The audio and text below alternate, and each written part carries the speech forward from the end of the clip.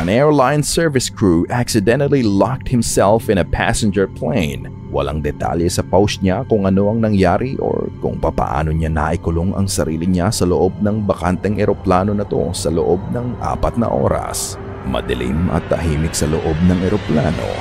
Habang siya ay naghihintay na makalabas, naisipan niyang mag-video muna ngunit may mangyayari na lalong magpapataas ng kaba niya.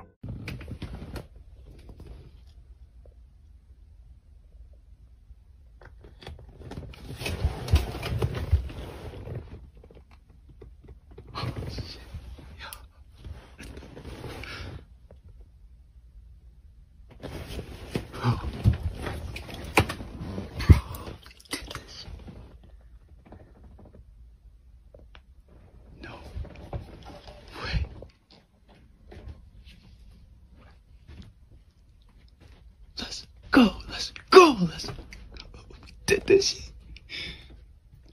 Now, I know I'm not dumb enough to lift those shades up because I got my flash on in here. They gonna catch my ass if they see.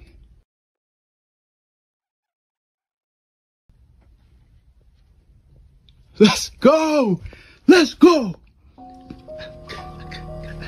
Right, sitting on the back of the plane. Y'all probably think I'm fucking insane.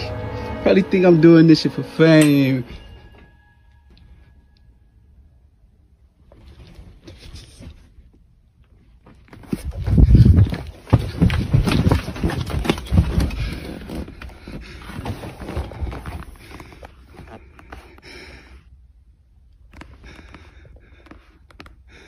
Being in a closed space for a while may induce paranoia. Is he just being paranoid or is it something else? Habang naglalakad siya sa aisle, nagulat siya sa nakita niya. Makikita ang seatbelt na nahulog sa gilid ng upuan sa mismong harapan niya.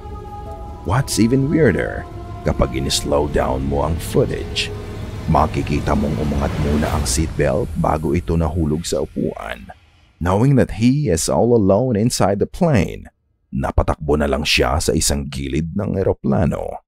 Gustuhin man niyang lumabas, hindi naman siya makalabas. What do you think happened and what caused the seatbelt to move by itself? Ikaw na ang magpasya.